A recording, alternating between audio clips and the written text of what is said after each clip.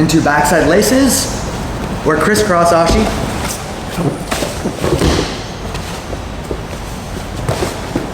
Today we're going to be exploring a low reverse X system. It's very similar to shin with the outside reach, but what you'll notice here is that my partner can counter with underhooks and kimuras.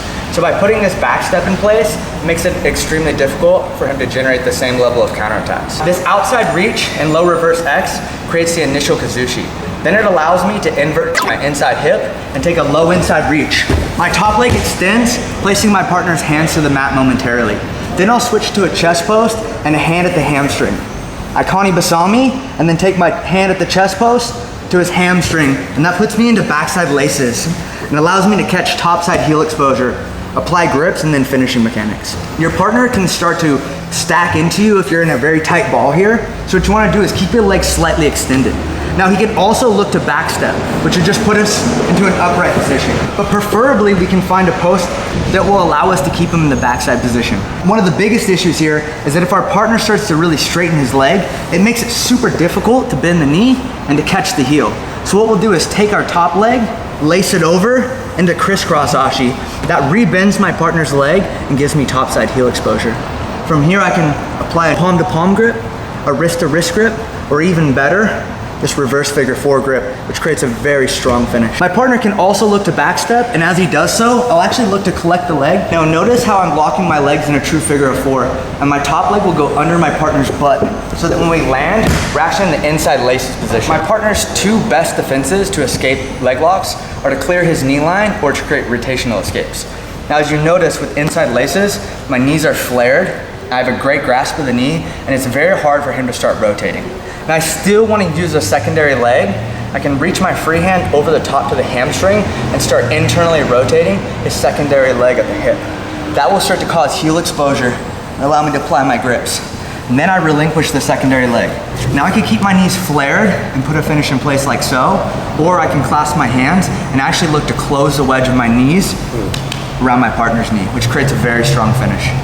Again, we can look to fire off the same series of grips where we transition from palm to palm to wrist to a reverse figure 4 grip. The next thing that we'll start to see here is an entry that I saw from Ryan Hall. But generally what happened is I'll be able to attack the front side with this cross ashi scenario, or I'll look to put it in place and my partner will turn to evade and he'll pull his leg free. Now that's going to happen a lot, so we want to get very good at this attack. Now what we're going to do is as our partner starts to turn, we'll relinquish our top leg and we'll switch to an inside reach. This will allow us to rotate and expose my partner's hamstring. Now I'm already looking to post on the far side, throwing my top leg through, breaking my partner down to a knee like so. I'm in the low reverse X, my partner looks to turn to evade, I find an inside reach and rotate. Block the hamstring, chop over the top. Now we've reached backside 50-50. What's really nice about this scenario is that 1, we have topside heel exposure, 2, my partner's knee is sandwiched to the mat, making it very difficult for him to clear it. He can no longer strike me, and his hands are busy by being placed to the mat. If he were to try to use his hands to separate my legs, he'd simply face plant and we'd see his sweaty face all over the mat. So it's a very good situation for us.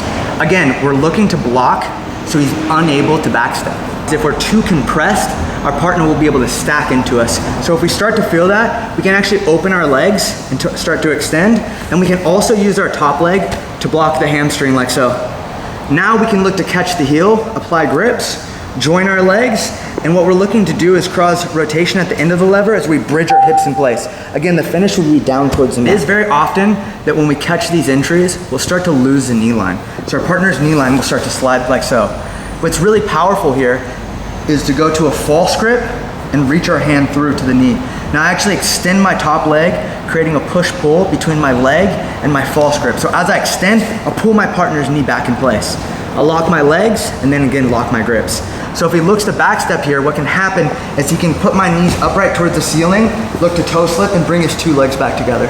What we want to look to employ in these situations is a foot post to the stomach. As he goes to rotate, I catch the heel and I extend my leg to the far side into outside senkaku. Goes the back step, so I post on the stomach, still catching the heel, and I come over the top. Now what's very nice about this outside senkaku situation is that opposed to an 80-20 where my hips are at my partner's hips, in this situation I have the post at the stomach, which allows me to get my hips right to my partner's knee. As my leg drives over the top, you can see is what's going to generate the finishing pressure. And of course First, we'll look to unlock our hands.